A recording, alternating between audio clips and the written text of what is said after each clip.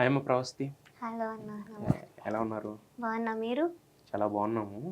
అయితే నిన్నటి నుంచి కూడా ప్రవస్తి మాకెప్పుడు పాటలే వినిపించాయి. నిన్నటి నుంచి మాటలు, తోటాలు లాంటి మాటలు వినిపిస్తున్నాయి. సంచలన ఆరోపణలు చేస్తున్నావు. సో ఇదంతా ఈ ఎపిసోడ్ అంతా విన్న తర్వాత మీరు ఎక్కువగా మాట్లాడుతుంది సింగర్ సునీత గురించి. Singer Sunitha also not an ordinary singer. ఆమె ఇంతకుముందు పడుతుందిగా 2-3 సీజన్ల నుంచి జడ్జిమెంట్గా ఉన్నారు. అంతకుముందు చాలా సింగింగ్ షోస్ ఆవిడ చేశారు, హోస్ట్గా కూడా చేశారు. సో ఎస్పెషల్లీ ఈ షోస్లో ఎప్పుడూ రాని నెగిటివిటీ ఫస్ట్ టైం మీ దగ్గర నుంచే వింటాం అనేది షాకింగ్ అనిపించింది. అంటే ఇంత పార్షియాలిటీకి సింగర్ సునీత మీ మీద కక్ష కట్టి ఇలా వ్యవహరించడానికి ఆమె అంత పార్షియల్గా వ్యవహరించడానికి కారణం ఏంటి?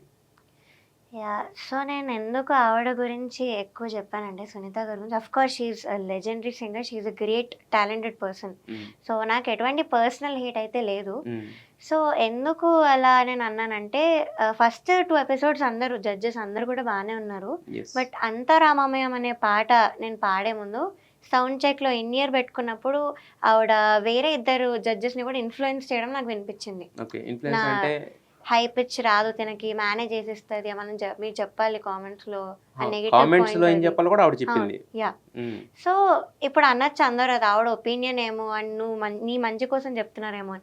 Okay, I do respect it, ఆవిడ ఒపీనియన్ అయి ఉండొచ్చు. బట్ అలా ఉన్నప్పుడు ఇన్ఫ్లుయెన్స్ చేయకూడదు పక్కన 2 జడ్జెస్ని. సో అక్కడ it felt very wrong. So ఇంకా ఆ ఎపిసోడ్ నుంచి యాక్చువల్లీ వాళ్ళ నుంచి కూడా నెగిటివ్ కామెంట్స్ రావడం స్టార్ట్ అయింది. లేకపోతే చంద్రబోస్ సార్ కూడా ముందు 2 ఎపిసోడ్స్ చాలా మంచి కామెంట్స్ ఇచ్చారు. కిరాణి సార్ దాని తర్వాత కూడా అంత నెగిటివ్ కామెంట్స్ ఏమి ఇవ్వాలి according to my singing. So కిరాణి సార్తో అస్సలకి ఏం పర్సనల్ హేట్ లేదు. సో ఆ పాట తర్వాతే వీళ్ళందరూ కూడా ఎందుకు నెగిటివ్ కామెంట్ ఇచ్చారు అనేది అప్పటి నుంచి నాకు ఒక క్వశ్చన్గా మిగిలిపోయింది. సో అంటే సింగర్ సునీత మిమ్మల్ని టార్గెట్ చేయడానికి ఇంత పార్షియల్గా రీజన్ ఏంటి? మీరు అనుకుంటున్న రీజన్ ఏంటి? నాకు ప్రాపర్గా అయితే తెలీదు. But what I know is తన ఫేవరెట్ కంటెస్టెంట్స్ ఉన్నారు సునీత గారికి. సో వాళ్ళు చిన్నప్పటి నుంచి కూడా ఆవిడ దగ్గర నుంచి వచ్చారు. అన్నమయ్య పాట పట్టాభిషేకంలో పాడారు. అంటే ఆవిడ దగ్గర మ్యూజిక్ నేర్చుకున్నారా? ఆల్మోస్ట్ అంతే, ఆవిడ దగ్గర నుంచి నేర్చుకొని అంత బెటర్ అయ్యి వచ్చిన వాళ్ళు ఉన్నారు అక్కడ. సో వాళ్ళకి బయాస్ జడ్జ్మెంట్స్ ఇస్తూ వాళ్ళకి నేను నచ్చాను. యాక్చువల్లీ ముందు షోస్లో కూడా వాళ్ళు చాలా టార్చర్ పెట్టిన వాళ్ళు ఉన్నారు నన్ను. సో వాళ్ళకి నేను నచ్చాను. సో అదంతా వీళ్ళేమైనా వాళ్ళకి చెప్పి ఇలా క్యారవాన్కి కూడా వస్తూ ఉండేవాళ్ళు, చాలా క్లోజ్గా మాట్లాడేవాళ్ళు జడ్జెస్ వాళ్ళతో, ఆ కంటెస్టెంట్స్తో. సో వీళ్ళేమైనా నా మీద నెగిటివ్గా చెప్పి అది ఆవిడ యాక్చువల్లీ నమ్మి అలాంటివి చేశారని నాకు అనిపిస్తుంది. సో అంటే ఆవిడ దగ్గర ఉన్న వాళ్ళు టాప్ 5 రేస్లో ఉన్నారు ఇప్పుడు? యా, టాప్ లోనే ఉన్నారు. వాళ్ళని తప్పులు చేసినా కూడా యాజ్ ఐ సెడ్ షార్ప్ ఆడుతున్నా, పిచ్చింగ్ పోతున్నా వాళ్ళకేమో సైగలు చేసేవాళ్ళు కామెంట్స్ లో చెప్పకుండా. ఇది మెయిన్ డిస్క్రిమినేషన్ జడ్జ్మెంట్ లో.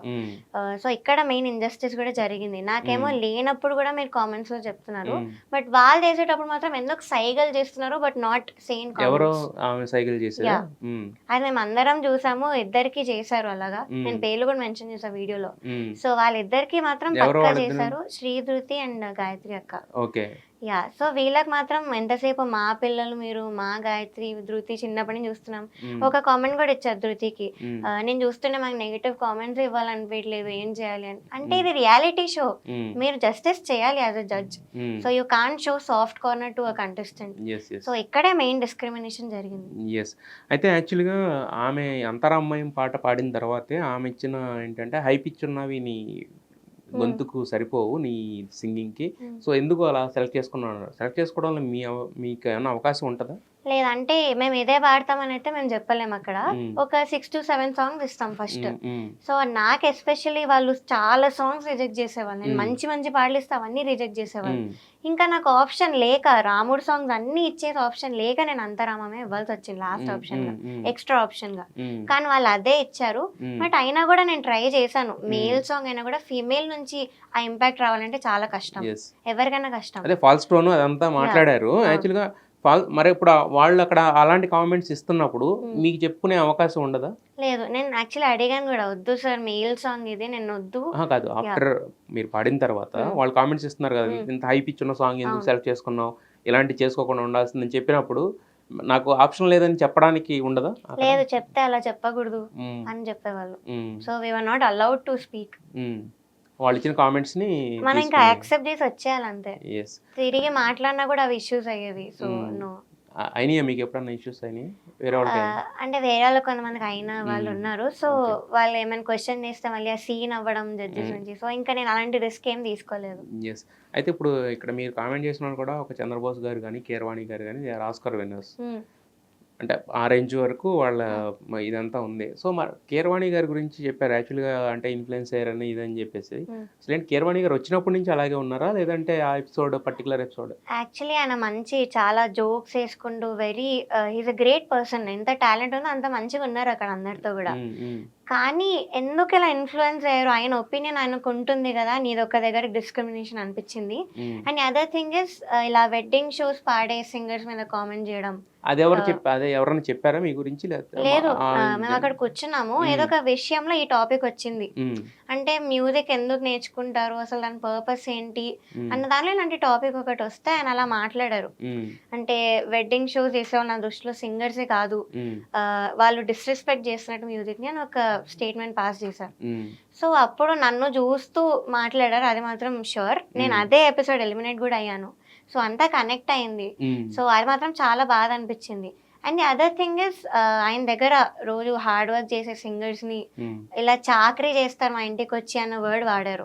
సో అది కూడా నాకు కొంచెం బాధ అనిపించింది. మరి అయితే ఆయనతో అసోసియేట్ అవుతున్న లిప్సిగా వచ్చేసి దాని మీద కామెంట్ చేసింది, అంటే మీ మాట్లాడిన మాటల గురించి. సో దాని గురించి నేను యాక్చువల్లీ కామెంట్ కూడా పెట్టాను, బట్ డిసేబుల్ చేశారు. ఓకే, ఏం పెట్టారు? So what I said is, okay తన ఒపీనియన్ ఏమో జడ్జెస్ గురించి, బట్ నేను పెట్టింది మీరు ఒక్క 1 hour ఎపిసోడ్ మాత్రమే చూస్తున్నారు టీవీలో. మేము అక్కడ 15 hours ఉంటాం షూట్ లో. సో ఆ షూట్ లో నేను ఎలాంటి ట్రామా ఫేస్ చేస్తాను అదంతా పెట్టాను. So you can't invalidate my feelings అక్క నేనైతే పెట్టాను. అండ్ నాకు ఎంత హర్ట్ జరిగిందో నేను అవన్నీ నా వెనకాల ఉన్న రీజనే పెయిన్, ఇంకెవరు పుష్ చేయడం కానీ అది కూడా ఏం లేదు. అండ్ థంబ్నెయిల్స్ గురించి ఒకటైతే చెప్పారు, అది రైట్, అది డెఫినెట్లీ రైట్, అలా పెట్టకూడదు. యాజ్ అ ఉమెన్ నాకు కూడా చాలా హర్ట్ఫుల్ ఉంది ఆ థంబ్నెయిల్స్ చూసాక. సో అక్కడి వరకు అక్క కరెక్ట్ గానే మాట్లాడింది, బట్ నన్ను నా ఫీలింగ్స్ గురించి మాట్లాడే రైట్ అయితే తనకు లేదని నేను చెప్తాను. అంటే అది చూసారంటారా, చూడకుండా ఓన్లీ థంబ్నెయిల్స్ చూసి రియాక్ట్ అయ్యారా? అంటే నా వీడియో సరిగ్గా చూడలేదు. సో బికాస్ నేను ఎవరి క్యారెక్టర్ ని తప్పుగా చేయలేదు, because as a judges I respect them a lot. అంటే ఆస్కర్ వాళ్ళ క్యారెక్టర్ మీద మాట్లాడే రైట్ కూడా నాకు లేదు. సో యాజ్ అ జడ్జ్ వాళ్ళు ఎందుకు ఇన్జస్టిస్ చేశారు, ఇంత చేశారని నేను ఎక్స్పోజ్ చేశాను, అంతేగాని క్యారెక్టర్ గురించి మాత్రం ఎప్పుడు మాట్లాడలేదు. సో ఒక్కసారి వీడియో చూడాలక్క. అయితే యాక్చువల్గా మీరు చంద్రబోస్ గారు గురించి మాట్లాడినప్పుడు ఆర్ద్రత అన్నారు, బట్ ఆయన ఆర్ద్రత అనలా, ఆర్తి అన్నారు. యాక్చువల్గా ఆర్తికి ఆర్ద్రతకి చిన్న తేడా ఉంది. ఆర్తి అంటే ఇంకొంచెం దీనత్వం అనమాట. అది పక్కన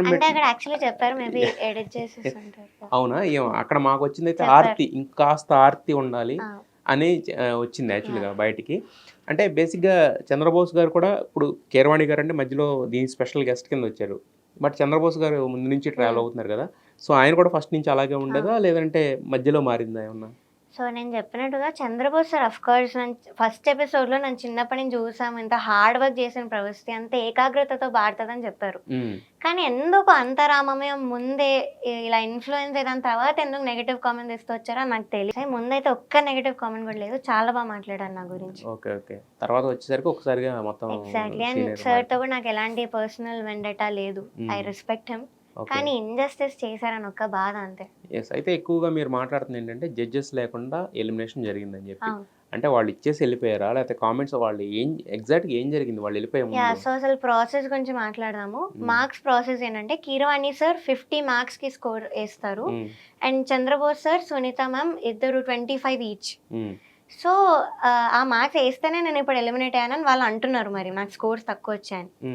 అయితే ఏమైందంటే ఎలిమినేషన్ లో అందరినీ నించోబెడతారు, ఫస్ట్ ఒక్కొక్కరిని సేవ్ చేసుకుంటూ వెళ్తారు. సో లాస్ట్ 6 members వచ్చేసరికి ఫస్ట్ చంద్రబోస్ సార్ లేచి వెళ్ళిపోయారు. ఈ side he had some work, okay పని ఉంది అనుకుందాం, నిజంగానే వెళ్ళిపోయారు. బట్ ఎప్పుడైతే 4 చెప్పారు, అంటే ఈచ్ ఎన్ని వేసారు చెప్పలేదు, టోటల్ మార్క్స్ చెప్పారు. 500కి వేస్తారు actually. So first Chandrabose sir లేచి వెళ్ళిపోయారు, saying he had some work. ఎప్పుడైతే ముగ్గురం ఉన్నామో, లాస్ట్ 3 ఉన్నామో, అప్పుడు కీరవాణి సార్ లేచి నాకు ఈ జడ్జ్మెంట్కి ఏంటి సంబంధం లేదు, నాకు ఈ టెన్షన్ నేను తీసుకోలేను, నేను వెళ్ళిపోతానని వెళ్ళిపోయారు. నాకు అర్థం కాలేదు, బికాస్ ఆయనే కదా స్కోర్ చేసింది. సో సంబంధం లేదు అనే వర్డ్ ఎలా వాడారు? సో అక్కడే తెలిసిపోతుంది it's all scripted and it's coming from direction department అని. సో ఇది కూడా మెయిన్ రీజన్ నేను ఎక్స్పోజ్ చేయడానికి. అయితే డైరెక్షన్ డిపార్ట్మెంట్ నుంచి అన్నప్పుడు సింగర్ సునీత ఎలా బాధ్యులు అంటే అంటే మొత్తం ఆవిడ ఇన్ఫ్లుయెన్స్ చేసిందా డైరెక్షన్ డిపార్ట్మెంట్ కూడా? అంటే డైరెక్షన్ డిపార్ట్మెంట్ ఉంది అండ్ మెయిన్ సునీత గారు నేను చెప్పినట్టు ఇన్ఫ్లుయెన్స్ చేశారు ఇద్దరు జడ్జెస్ ని, బికాస్ నాకు వినిపించింది కాబట్టి అది కూడా నేను బయట చెప్పాను. It's not my own assumption people అనుకుంటున్నట్టు. అయితే యాక్చువల్గా మీ డ్రెస్ విషయం గురించి కూడా మాట్లాడారు. అంటే బేసిక్గా ఎనీ రియాలిటీ షోస్ వీటన్నిటిలో పెద్ద పెద్ద షోస్ ఇప్పుడు ఎలా అయిపోయినాయి అంటే అది ఫర్ ద స్క్రీన్ ప్రెజెన్స్ ఇస్తారు యాక్చువల్గా. బట్ అంటే పొట్టి బట్టలు ఎన్ని ఇంత మాట్లాడారు యాక్చువల్గా ఏం జరిగింది మీకు ఎగ్జాక్ట్గా? యా, సో నేను ఆ పాటలు కూడా చెప్తాను. అంతరామమయం ఇంకా ఊరు పల్లెటూరు, ఈ 2 సాంగ్స్కి కూడా పైన ఓణి అనేది చాలా పొట్టిగా ఇచ్చారు. అది నేను ఎంత లాక్కుందామని ట్రై చేసినా అవ్వలేదు, అయినా నేను అంతరామకి అలానే వేసుకున్నాను. ఊరు పల్లెటూరుకి నా ఓన్ ఓణి వేసుకున్నా, ఇంకా వాళ్ళది అవ్వకపోతే అంత కనిపిస్తుందని నా ఓన్ వేసుకున్నా. సో అది వేసుకున్నాక నన్ను చాలా తిట్టారు కూడా పిలిచి, అలా ఎలా వేసుకుంటా ఓన్ గాని, పాడే ముందు నా మూడ్ ఎలా పాడు చేయాలో వాళ్ళకి బాగా తెలుసు. సో అది చేస్తారు. అండ్ మెంటల్ ట్రామా గురించి మాట్లాడుతున్నాం కాబట్టి నేను ఎలిమినేట్ అయ్యే షెడ్యూల్, నేను పాడే ముందే కరెక్ట్ గా డైరెక్టర్ వచ్చి మైక్ లో ఈసారి ఎలిమినేషన్ ఉంది మీరు మర్చిపోకండి అని కావాలని చెప్పారు వచ్చి. అది మరి ముందు ప్లాన్ చేశారు కాబట్టి చెప్తున్నారని ఆడియన్స్ కి అర్థం కావాలి. So it's all planned. And outfits విషయం మళ్ళీ వస్తే జ్ఞాపిక వాళ్ళు ఒక స్టేట్మెంట్ పాస్ చేశారని నాకు తెలిసింది, ఇలా మేమేం తప్పుగా ఇవ్వలేదు మీరు చూడండి. సో నేను పాటలతో సహా మీకు ఎగ్జాంపుల్ చెప్తున్నాను, ఊరు పల్లెటూరు మీరే చూడండి. సో అది ఇంకా లాలు దర్వాజా లస్కర్ అనే పాట వస్తుంది, నెక్స్ట్ వీక్ రిలీజ్ అవుతుంది. ఆ పాటకి 9 గజాలు చీర ఇచ్చి నన్ను చుట్టేశారు, లిటరలీ కట్టలేదు చుట్టేశారు. అండ్ దట్టు ఒక అబ్బాయి కట్టాల్సి వచ్చింది. ఐమ్ వెరీ అన్కంఫర్టబుల్ అని చెప్పాను కూడా ముందు. సో అయినా కూడా లేదు, ఇంకా ఆప్షన్ లేదు అంటే 2-3 ఇచ్చి ఆప్షన్ చూస్ చేసుకోమంటారు లేకపోతే ఇచ్చిందేనా? వాళ్ళు ఇచ్చిన అవుట్ఫిట్ వేసుకోవాలి, మా దగ్గర ఎంత మంచిది ఉన్నా కూడా వద్దనే వాళ్ళు, వాళ్ళు ఇచ్చింది వేసుకోవాలనే వాళ్ళు. సో ఆ లాలో దర్వాజాల ఇక్కడికి అంతా చుట్టేసి ఐ ఫెల్ట్ వెరీ సఫోకేటెడ్. ఇక్కడ పక్కన స్కిన్ కనిపించింది, అయినా చెప్పాను, నేను ఏడ్చాను యాక్చువల్లీ, వద్దు నేను I can't perform well costume ఇలా ఉంటే అని కూడా చెప్పాను. కానీ లేదు, and you have to perform, ఇది ఫోక్ రౌండ్, మీరు అందరు కూడా డాన్స్ చేయాలి. పోనీ ఓకే డాన్స్ చేస్తే మంచిది, యాక్చువల్లీ ఇంటరాక్ట్ అవుతున్నట్టు మంచిగా పాటలో కలిసిపోయి వైబ్ అవుతున్నట్టు, కానీ ఫోర్స్ చేసి అలా కంపేర్ చేయొద్దు వేరే వాళ్ళతో. చిన్నపిల్లలు ఎంత బాగా చేశారు, మీరు వేస్ట్, ఇంత ప్రొఫెషనల్ సింగర్స్ అని కూడా అన్నారు. సో ఇది చాలా చాలా తప్పు. అయితే ఈ ఏదైతే ఇప్పుడు ఈ డ్రెస్ గురించి మనం మాట్లాడుతామో అది మీ ఒక్కళ్ళకే జరిగిందా? లేదు. సో కొంతమంది పేరెంట్స్ అక్కడ పేర్లు చెప్తాను. ధృతి వాళ్ళ మదర్ వెళ్ళి కూడా ఇలా డైరెక్టర్ గారి వైఫ్ తో గొడవ పెట్టుకున్నారు మా అందరి ముందే, కింద కట్టుకోమంటున్నారు, మేము చెయ్యము, స్కిన్ కనిపించలేఅయితే మేము చెయ్యము అని కూడా చెప్పారు. అండ్ శ్రీలలితాస్ మదర్ ఆవిడ ఒకటే ఒక షెడ్యూల్ కి వచ్చారు. అప్పుడు ఈ లాలు దర్వాజాలు వేసుకున్న పాట చూసి మా మదర్ తో అన్నారు, నువ్వు కాబట్టి ఊరుకుంటున్నావు, నేనైతే చాలా గొడవ పెట్టుకున్నా, నువ్వు కూడా వెళ్ళి గొడవ పెట్టుకో అని చెప్పారు. సో అక్కడ చాలా మంది సఫర్ అయిన వాళ్ళు ఉన్నారు, కానీ మాట్లాడే ధైర్యం లేదు, because they participating in this show. Okay. అంటే వీళ్ళిద్దరూ బయటికి కనపడిన వాళ్ళు, వీళ్ళు కాకుండా అదర్ దెన్ కూడా ఉన్నారు. బట్ కాకపోతే ఏంటంటే for the sake of show అంతే, ఇంకా వాళ్ళు ఏం చెప్తే చేయాల్సి వస్తుంది అక్కడ. అయితే యాక్చువల్గా చాలా మంది అంటున్న కామెంట్ ఏంటంటే ఇప్పుడు అమ్మాయి ఎలిమినేట్ అయింది కాబట్టి బయటకు వచ్చి మాట్లాడుతుంది, సో ముందే చెప్పు ఉండొచ్చు కదా ఇవన్నీ, లేదంటే సెల్ఫ్ ఎలిమినేట్ అయిపోవచ్చు కదా, అంటే అఫీషియల్గా వాళ్ళు ఎలిమినేట్ చేశారు కాబట్టి అని మాట్లాడుతుంది. సో మరి దానికి మీరేం చెప్తారు? సో ఫస్ట్ ఆఫ్ ఆల్ మీరు అనేది నిజమే అయితే, నేను ముందు ఏ రియాలిటీ షోలో కూడా విన్నర్ అవ్వకుండా ఇక్కడికి వచ్చి నేను విన్నర్ అవ్వాలి ఇంకా ఎలిమినేట్ అయ్యాను కాబట్టి మీరు అలా అనుకోవచ్చు, విన్నర్ అవ్వలేదు కాబట్టి అమ్మాయి బర్స్ట్ అవుతుంది ఇక్కడ అని. ఎక్కడ అవ్వలేదు, ఇక్కడ కూడా అవ్వాలనుకుని పాపం అవ్వలేదు అని మీరు అనుకోవచ్చు. బట్ నేను 3 to 4 రియాలిటీ షోస్ లో విన్నర్ అయ్యాను. రీసెంట్ గా 1 year బ్యాక్ సూపర్ సింగర్ లో విన్నర్. ఎలిమినేట్ అయిన షోస్ కూడా ఉన్నాయి. నేను అప్పుడు ఇలాంటి సీన్ ఏం చేయలేదు, నేను వీడియో చేయలేదు, because I felt it was okay. సరే నన్ను ఇంత టార్చర్ పెట్టలేదు, జడ్జెస్ ఎవరు కూడా నన్ను డిస్రెస్పెక్ట్ చేయలేదు, ఇంత డిస్క్రిమినేషన్ చేయలేదు కాబట్టి నేను ఏం పెట్టలేదు. కానీ ఈసారి ఎందుకు చేశానంటే ఐ గాట్ ఫెడ్ అప్. ఇంకా మెంటలీ 3 months చాలా చాలా ఎఫెక్ట్ అయినాను పాడుతుంది ఈ సీజన్ లో. సో ఇంకా లేదు, నా లాగా ఇంకొకరు సఫర్ అవ్వకూడదు, నా కెరియర్ కూడా పనంగా పెట్టి నేను ఇది పెట్టాను. So it's not for attention or opportunities కోసం అయితే అస్సలు కాదు. అంటే మీరు అంటున్నారు యాక్చువల్గా నేను మ్యూజిక్ వదిలేసాను, ఫీల్డ్ వదిలేసాను అని చెప్పి, బట్ మ్యూజిక్ అనేది మేము వదలట్లేదేమో నాకు తెలిసి, మైట్ బి. ఎందుకంటే కింద జనాల కామెంట్స్ అనేది చూస్తుంటే మీరంతా గుడ్ సింగర్ అనేది జడ్జిమెంట్ అనేది ఏంటంటే అక్కడ జడ్జెస్ ముగ్గురు ఉన్నారు కాబట్టి వాళ్ళ దగ్గర నుంచి వస్తుంది, దాంట్లో మీకు ఏం జరిగింది అనేది మీరు చెప్తాను, మీరు ఒకటి క్లైమ్ చేస్తున్నారు. బట్ అంటే ఓవరాల్గా ఎప్పుడు కూడా మనం జనాల జడ్జిమెంట్ అనేది ఏ సినిమాకైనా దేనికైనా రివ్యూవర్స్ ఒక 5 ఇస్తే, బట్ జనాల జడ్జిమెంట్ అనేది జనాలు మనకి రిఫ్లెక్ట్ అవుద్ది ఎప్పుడు దాని విజయం అనేది. సో ఇక్కడ ఈ విషయం కూడా అదే జరుగుతుంది. ఏ ఇంటర్వ్యూకి వెళ్ళి కింద కామెంట్ చూసినా, మీరు పెట్టిందని చూసినా కూడా 99% కామెంట్స్ పాజిటివ్ వస్తున్నాయి. సో మీరు వదిలేయాలనుకుంటున్నా, ఫీల్డ్ మిమ్మల్ని వదిలేలాగా లేదు. మరి ఈ వీడియో పెట్టిన తర్వాత మీకు వచ్చిన రియాక్షన్స్ ఏంటి? ఇండస్ట్రీ నుంచి ఏమైనా ఫోన్ కాల్స్ కానీ ఇలాంటివి ఏమైనా first of all I'm very very thankful because అంతమంది నీ మ్యూజిక్ వదులుకోకు, we want to hear more songs from you అంటున్నారు. I felt very overwhelmed. So of course నేను ఎక్స్పెక్ట్ చేయలేదు. ఐ మీన్ నేను ఏమనుకున్నానంటే అఫ్ కోర్స్ ఇంకా ఆపర్చునిటీస్ రావు, ఎందుకంటే నేను పెద్ద పెద్ద పేర్ల మీద పాయింట్అవుట్ చేశాను. సో ఇంకా నా మీద ఒక బ్యాడ్ ఒపీనియన్ అయితే వస్తుంది, వాళ్ళని అర్థం చేసుకోకపోయినా కూడా బ్యాడ్ ఒపీనియన్ వస్తుంది. సో అందుకే నేను ఇంకా గివప్ చేసేద్దాం అన్న థాట్కి వచ్చాను. కానీ సర్ప్రైజింగ్లీ ఇప్పుడున్న టాప్ కొంతమంది మ్యూజిక్ డైరెక్టర్స్ నాకు కాల్ చేసి you are very brave and we're very proud of you, ఇలాంటివి ఎక్స్పోజ్ చేసి వేరే వాళ్ళు సఫర్ అవ్వకుండా మీరు చేస్తున్నారు, సో మేము మీకు ఆపర్చునిటీస్ ఇస్తాము, సో ప్లీజ్ కంటిన్యూ మ్యూజిక్ అని చెప్పిన వాళ్ళు ఉన్నారు. So I'm very thankful for that and I will definitely think about it. అంటే ధైర్య సాహస లక్ష్మి అంటారు, మీరు చేసిన ఒక ధైర్యం వల్ల మొత్తానికి అంటే ఇంతకాలం పాడి హార్డ్ వర్క్ చేస్తున్నారా అంది, ఇప్పుడు ఆ హార్డ్ వర్క్ కూడా ఇప్పుడు పెయిడ్ ఆఫ్ అయింది అనుకోవచ్చు ఒక రకంగా చూసుకుంటే. మనకి ఇంత జరుగుతున్నప్పుడు, ఇంత మెంటల్ ట్రామా ఫేస్ చేస్తున్నప్పుడు, అంటే ఒక ఎపిసోడ్లో కాదు కదా ఈ సీజన్ మొత్తం అన్నప్పుడు, మరి ఎప్పుడు సునీత గారితో మాట్లాడే ప్రయత్నం ఇప్పుడు చేయలేదా మీరు? యాక్చువల్లీ అక్కడ ఉన్న కంటెస్టెంట్స్ లాగా మాకు అంత చనువు ఉంటే నేను యాక్చువల్లీ వెళ్ళేదాన్ని. ఇలా వీళ్ళందరూ క్యారవాన్కి వెళ్ళి మాట్లాడున్న వాళ్ళు ఉన్నారు నేను చెప్పినట్టు, బట్ నాకు అంత క్లోజ్ కాదు ఆవిడ. అండ్ మాట్లాడినా కూడా అది ఎక్కడ మళ్ళీ జడ్జ్మెంట్ లో రివర్స్ అవుతుంది, ఎక్కడ ఇంపాక్ట్ పడుతుంది. ఒకసారి మాట్లాడే ప్రయత్నం చేయలేదా? అంటే సెట్స్ లో ఉంటారు కదా ఇప్పుడన్నా ఇల్లు ఒక బట్ ఇప్పుడు ఒక అమ్మాయి చేసిన ఒక అమ్మాయి ఉంది అక్కడ, యాక్చువల్లీ ఒక ఇష్యూ అయింది అక్కడ. బట్ ఏమైంది అంటే ఏం జరిగింది ఎగ్జాక్ట్ గా?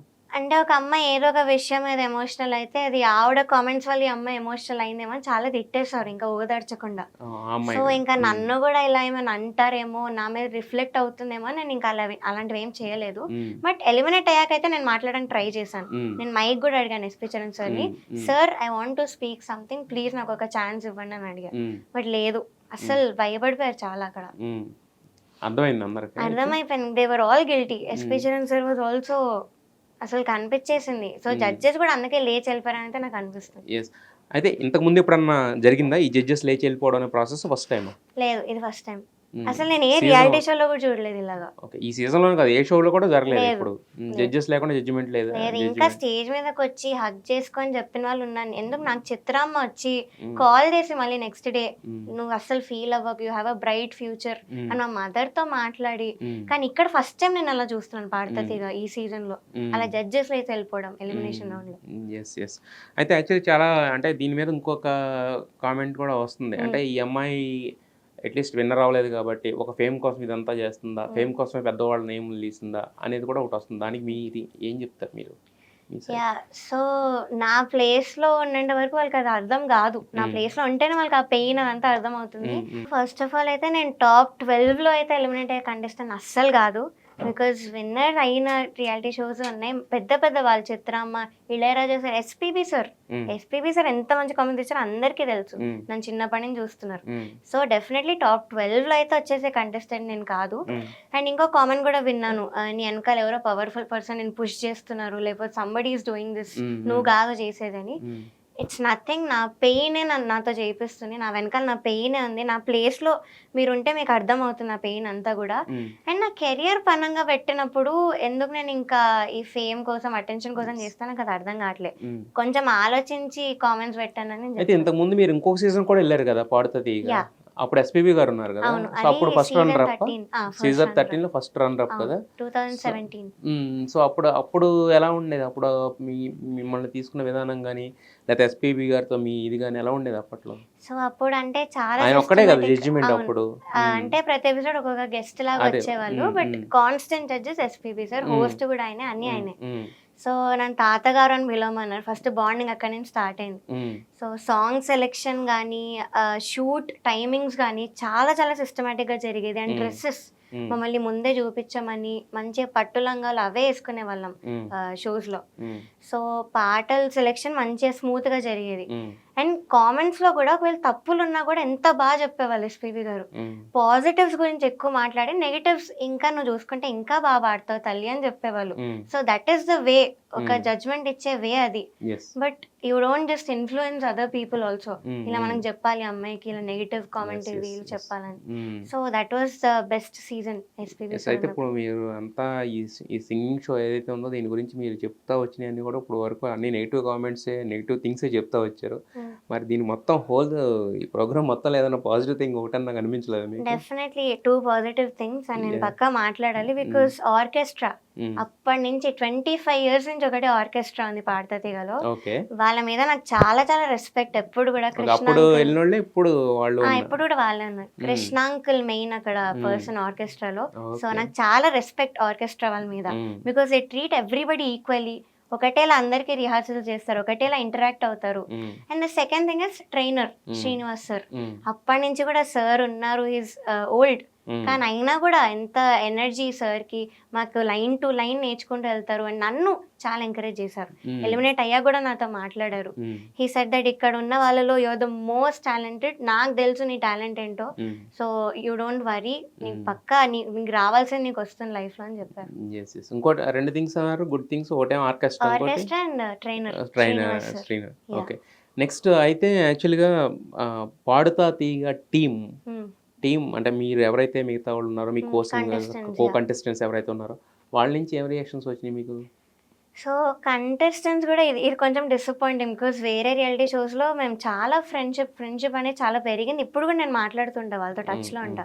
బట్ ఈ సీజన్లోనే కొంచెం నన్ను నెగిటివ్ కామెంట్స్ రాగానే దూరం పెట్టడము, నన్ను నిజంగా ఒక వర్త్లెస్ సింగర్లా ట్రీట్ చేయడము, సో అవే చేశారు. మా మదర్ని కూడా అవమానించారు. వాళ్ళ పేరెంట్స్ దూరం పెట్టడం మదర్ని, ఏదో ఒకటి కామెంట్ చేయడం, ఈ సూపర్ సింగర్ కాదు ఏది పాడేసినా ఓ అనడానికి అని ఇలా అనడం. ఎస్పెషల్లీ అక్కడ కొంతమంది పేరెంట్స్ ఉన్నారు, నా మీద చాలా గ్రడ్జ్ వాళ్ళకి చిన్నప్పటి నుంచి కూడా. ఎందుకంటే వాళ్ళ పిల్లలు రావట్లేదు, నేను ఏదో తొక్కేస్తున్నాను ఫీలింగ్ లో ఉంటారు. సో వాళ్ళు కూడా మా మదర్ని అవమానించడం, నన్ను కామెంట్స్ అనడం, ఇది ఫస్ట్ టైం ఒక రియాలిటీ షోలో నాకు జరిగింది. బట్ అంటే మరి ఇది ఎక్స్పోజ్ చేసిన తర్వాత వాళ్ళ దగ్గర నుంచి వచ్చిన రియాక్షన్ ఏంటి? కొంతమంది అంటే నెగిటివ్ ఉంటారు, పాజిటివ్ కూడా ఉంటారు కదా. కొంతమంది ఇలా వాళ్ళ ఫ్యాన్స్ తో నాకు హేట్ మెసేజ్ పెట్టించడం, నన్ను సపోర్ట్ చేసిన సింగర్స్ కి డెత్ థ్రెట్స్ కూడా పంపించడం జరిగాయి. బట్ కొంతమంది జెన్యూన్ 2-3 ఉంటారు. సో వాళ్ళు మాత్రం నేను ఎలిమినేట్ అయిన రోజు ఏడ్చారు, మళ్ళీ మెసేజ్ పెట్టారు, వెరీ సారీ, ఇది అఫ్ కోర్స్ ఇంజస్టిసే, నువ్వు ఎలిమినేట్ అయ్యే అసలు ఛాన్స్ లేదు, ఇంకా మేము లిరిక్స్ మర్చిపోయాము, వి డిడ్ంట్ డు వెల్, మమ్మల్ని తీయాలి అని పెట్టిన వాళ్ళు కూడా ఉన్నారు. వాళ్ళు రియలైజ్ అయ్యారు. అక్కడ అందరికీ తెలుసు. అయితే యాక్చువల్గా ఇప్పుడు ఎస్పీపీ గారితో మీకు అంత అనుబంధం ఉంది, ఇప్పుడేమో ఎస్పీ చరణ్ గారు సీజన్ హోస్ట్ చేస్తున్నారు. సో ఈయనతో ఏమన్నా ఉంటుందా మీకు? చరణ్ సార్తో ఎటువంటి బాండింగ్ లేదు. బికాస్ ఆయన వచ్చి ఆయన హోస్టింగ్ వరకు చూసుకొని వెళ్ళిపోయేవాళ్ళు. ఆయనకి జడ్జ్మెంట్ లో ఎలాంటి అథారిటీ లేదు. So we can't blame Charan sir for anything. So ఆయనకి ఏమీ సంబంధం లేదు. అయితే ఇప్పుడు కొత్తగా ఒక చిట్టిబాబు అనే ఆయన వచ్చి మీ క్యారెక్టర్ గురించి బ్యాడ్ డోమెన్ అదే మాట మీకు సంబంధం ఉందా? చుట్టాల అసలు నేను ఎప్పుడు కలవలేదు, నాకు అంత కూడా తెలీదు. అసలు ఆయన ఎవరు, నన్ను అసలు వేస్ట్ విమెన్ అని ఒక స్టేట్మెంట్ పాస్ చేశారంట, చూసాను. సో నేను ఇది కూడా ఎక్స్ప్లెయిన్ చేయాలి. I can proudly say that I took the whole responsibility of my family చిన్న ఏజ్ నుంచి కూడా. And I did so much for voiceless animals. నేను అన్నిటి కోసం చేస్తున్నాను, అన్ని చేస్తున్నాను. సో నన్ను ఒక వేస్ట్ విమెన్ అనే రైట్స్ అయితే ఆయనకి లేవు. I'm being very respectful. Okay, ఆయన ఒపీనియన్ అయిండొచ్చు, బట్ అంత స్ట్రాంగ్ స్టేట్మెంట్ అయితే హీ కాంట్ పాస్. ఒక చిన్న అమ్మాయి మీద. He doesn't know me personally. Personal గా మీకేం తెలీదు, అస్సలు తెలియదు, మాట్లాడేయడమే అంతే. సో అలా ఒక అమ్మాయి గురించి మాట్లాడకూడదు, ఎవరి గురించి మాట్లాడదు, నా గురించే కాదు.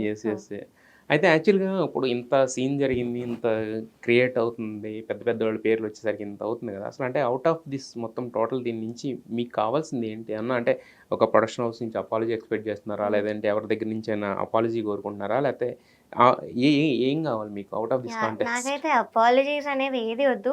I just want audience to realise, judges అనే వాళ్ళు ఎంత టాలెంటెడ్ అయినా ఉండొచ్చు, కానీ దేవుళ్ళ ట్రీట్ చేయడం ఆపండి.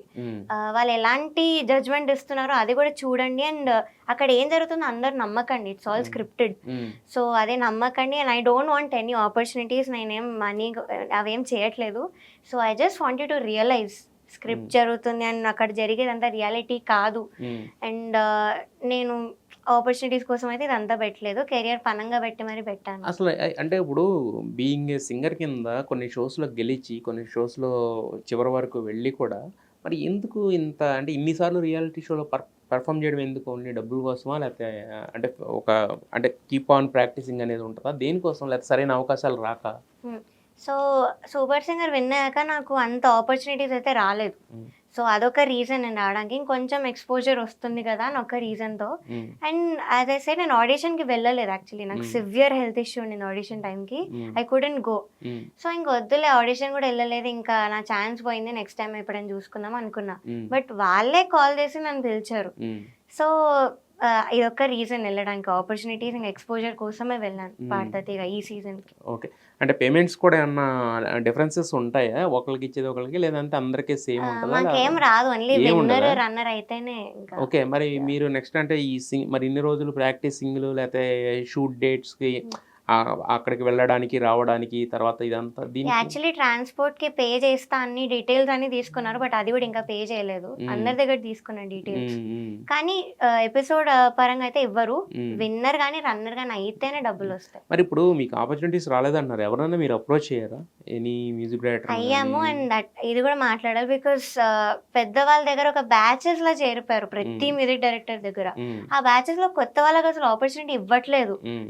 అక్కడ ఉన్న వాళ్ళే అన్ని మూవీస్‌లో వాడుకుంటూ వస్తున్నారు. హ్మ్. అండ్ ఒక మూవీకి నాకు అదృష్టం కొలిది వచ్చింది ఆపర్చునిటీ. 10 డేస్ వర్క్ చేశాను ఆ మూవీకి. It's a very big production movie. Hmm. So, అది చేశాను. 10 డేస్ అంతా అయిపోయింది. ఆడియో ఫంక్షన్ టైమ్ వచ్చింది. హ్మ్. అంతా చెప్పారు. ఈ కాస్ట్యూమ్ ఇది ఇది అని చెప్పారు. అంతా రెడీ అయ్యాను. హ్మ్. బట్ లాస్ట్‌కి మాత్రం నాకు కాల్ చేసి స్టేజ్ అపియరెన్స్ లేదు. సో, మిమ్మల్ని క్యాన్సిల్ చేస్తున్నాం అన్న మాట అన్నారు. హ్మ్. సో, ఇవన్నీ కూడా విని ఇంకా ఈ ఫీల్డ్ అవసరమా? ఓకే. అందరికి లేదా? లేకపోతే మీకు నన్నే క్యాన్సిల్ చేశారు. మిగతా వాళ్ళు యాహ్! ఉన్నారు? ఉన్నారు. అందరూ ఉన్నారు. ఓకే. ఓకే. సో, ఆ బ్యాచ్ మాత్రమే ఉంటుంది ఎక్కడ గూడా. నేను పాడిన నా వాయిస్ ఉన్నా గూడా నన్ను కనిపియకుండా చేశారు. హ్మ్. సో, ఇది ఎంతవరకు న్యాయం అనిపిస్తుంది ఇంకా అందరూ ఆలోచించాలి. హ్మ్. ఆల్రెడీ మీరు ఇంకొక అదర్ లాంగ్వేజెస్ కూడా యాహ్! వెళ్ళారు గదా! తమిళ్‌లో పాడాను. హిందీలో గూడా పాడాను. హ్మ్. ఏమన్నారు బాలమురళీకృష్ణ గారిని కలిసినట్టున్నారు కదా మీరు? యాహ్! హ్మ్. సో, ఆయన కరెక్ట్ ఒక 2 మంత్స్ ఆయన పాస్ అయ్యే ముందు నేను వెళ్ళాను. హ్మ్. సో, ఒక కీర్తన పాడమని అడిగారు. హ్మ్. నాకిష్టమైంది ఒకటి పాడాను. హ్మ్. ఆయన గూడా వెంటనే బెడ్ మీద ఉన్నారు పాపం. అప్పటికి ఆయన బెడ్ హెల్త్ రిడెన్. కండిషన్ బాలేదు. హ్మ్. సో, నా చెయ్యి పట్టుకొని he also started singing with me. Hmm. So, పాడి మా మదర్‌ని దగ్గరికి పిలిచి రోజు తీసుకురాగలవా పాపని? వినాలనిపిస్తుంది రోజు పాడితే అనొక మాట చెప్పారు. సో, ఇలాంటి వాళ్ళ దగ్గర నుంచి మంచి మంచి కాంప్లిమెంట్స్ వచ్చాయి. ఇళయరాజా సార్ నుంచి వచ్చాయి. ఇళయరాజా అంటే ఆయనతో ఏమన్నా పాడారా? లేకపోతే మామూలు కలవడానికి? ఇళయరాజా గారిని కలవడానికెళ్ళాను. ఒక 1 ½ అవర్ స్పెండ్ చేశారు నాతో. ఓహ్! సో, వాళ్ళక్కడ అసిస్టెంట్స్ కూడా చెప్పారు. ఎవరితో కూడా ఇంత టైం అసలు స్పెండ్ చేయరు. ఇంకా చిన్న పిల్లలతో చేశారంటే నాకు చాలా షాకింగ్ ఉందని చెప్పారు. సో, ఆయన పాట ఒకటి పాడితే ఆయన లేచి నించొని ఎవరి దగ్గర నేర్చుకుంటున్నావు అని అడిగారు ఫస్ట్. నా గురువుగారి పేరు చెప్పాను. చెప్తే అసలు నువ్వు నేర్చుకోవాల్సిన అవసరమే లేదు. నన్ను చూసావా? నేను ఎవ్వరి దగ్గర నేర్చుకోలేదు. So, you will definitely be a star someday అని కూడా చెప్పారు. అదే పెద్దవాళ్ళు చెప్పిన మాటలో ఎప్పుడూ తప్పవు నాకు తెలిసి. ఇప్పుడు మీరు చెప్పిన పేర్లు చిత్రమ్మ, బాలమురళీకృష్ణ గారు, ఎస్‌పీబీ గారు, తర్వాత రాజా గారు. అంటే బేసిక్‌గా ఇప్పుడు ఈ షోలో పార్టిసిపేట్ చేసిన వాళ్ళు చాలామంది వాళ్ళని చూసి కూడా ఉండుంటారు యాక్చువల్‌గా. బట్ మీరు వాళ్ళు కలిసారు, వాళ్ళతో ఇంటరాక్ట్ అయ్యారు, ఇది అయ్యారు. ఇది కూడా ఇంకో పాయింట్ చెప్పాలి డిస్క్రిమినేషన్ కింద. సో, జానకమ్మ రౌండ్ అనేది రిలీజ్ అయ్యింది పాడతీగలో. ఈరోజు రేపు వస్తుంది. సో, ఆ రౌండ్‌లో నాకు అందరికీ తెలుసు. నాకు అమ్మమ్మకున్న బాండింగ్. నా ఇన్‌స్టాగ్రామ్‌లో కూడా ఫొటోస్ ఉంటాయి. సో, ఆవిడ బర్త్‌డే రౌండ్ కదా! నేను కొంచెం మాట్లాడదాం అనుకున్నాను అమ్మమ్మ గురించి. నా ఫొటోస్ కూడా కొన్ని డిస్‌ప్లేలో ఏస్తారు కదా! వెనకాల స్క్రీన్‌లో అనుకోని అడిగాను కంటెంట్ మేనేజర్‌ని. అంటే లేదు అంటే మేము పార్షియాలిటీ చేస్తాం అనుకుంటారు. వేరే వాళ్ళు ఫీల్ అవుతారు. వద్దులే అన్నారు. సరే నిజమేమో వేరే వాళ్ళు ఫీల్ అవ్వచ్చు అని నేను కూడా వద్దన్నాను ఇంకా. కానీ ఇంకో రౌండ్ అయింది. కె. రాఘవేంద్రరావు గారి బర్త్‌డే రౌండ్ జరిగింది. దానిలో మాత్రం ఈ ధృతి అనే అమ్మాయివి ఫొటోస్ ఏసి తనతో మాట్లాడిచ్చి అంతా చేశారు. సో, ఎందుకు నాకొకలాగా తనకొకలాగా ఎందుకు? సో, ఇది కూడా డిస్క్రిమినేషన్ కాదా? సో, ఇవన్నీ కూడా జరిగాయి. అదే నేను అనేది. బట్ కాకపోతే ఏంటంటే ఎవరో ఒకళ్ళు చేసినంత మాత్రాన మనకున్న టాలెంట్ పక్కకు పోదు. లేదంటే ఇప్పుడు ఒక రకంగా ఏంటంటే మీరు ఎక్స్‌పోజ్ చేయడం వల్ల లేకపోతే వేరే వాళ్ళని ఎక్స్‌పోజ్ అవ్వడం వలన వాళ్ళని అంటే వాళ్ళ నిజస్వరూపం ఇదే అని మీరు అంటే ఎలిగేషన్స్ అనేవి కూడా పూర్తిగా ఏంటంటే అటు సైడ్ నుంచి కూడా వస్తే కానీ తెలియదు మనకి. ప్రస్తుతానికి మీరు చేస్తున్న ఎలిగేషన్స్ నిజమని చాలామంది నమ్ముతున్నారు కాబట్టి కింద మీకు పాజిటివ్‌గా రెస్పాండ్ అవుతున్నారు ప్రతి థ్యాంక్ఫుల్. 99% ఆఫ్ ద పీపుల్ మిమ్మల్ని సపోర్ట్ చేస్తున్నారు. ఎంతో కొంత ఈ అమ్మాయి చెప్పే దాంట్లో నిజం ఉందని చెప్పేసి. సో, అలా అదే ఒకటి పక్కన పెడితే ఏంటంటే సరస్వతి కటాక్షం అనేది అందరికీ రాదు. కొంతమందికి మాత్రమే వస్తది. అది మనకొద్దు, నాకిష్టం లేదు, నేను పాడను, నేను వెళ్ళిపోతాను అంటే వదిలేయరనమాట అది.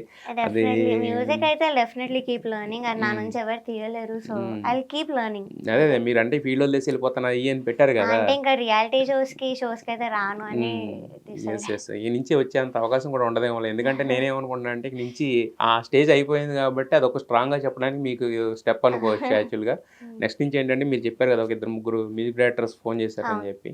సో ఆఫ్ ద రికార్డ్ నాకు ఆ పేర్లు తెలిసా కూడా చెప్పకూడదు కానీ, బట్ కాకపోతే ఏంటంటే అలాంటి వాళ్ళు మీకు ఫోన్ చేసి చెప్పారంటే దే విల్ డెఫినెట్లీ, అంటే నాట్ ఓన్లీ మాటలు కాదు, మీ నుంచి వాళ్ళు పాటలు పాడించే అవకాశం ఉంటుంది. ఒక రోజు ఒక పాట చాలు ఎవరైనా సూపర్ స్టార్ అయిపోవడానికి. సూపర్ సింగర్ అని మీకు ఏదైతే టైటిల్ గెలుచుకున్నారో అది రియల్ లైఫ్లో ఖచ్చితంగా మీకు ఒక సింగర్ కింద ఒక మంచి సింగర్ అనే ఒక పేరు పడి పక్కన మీ పేర్లు పడాలని చెప్పి వెండితెర మీద కూడా చూడడం మనస్ఫూర్తి కోరుకుంటున్నాను.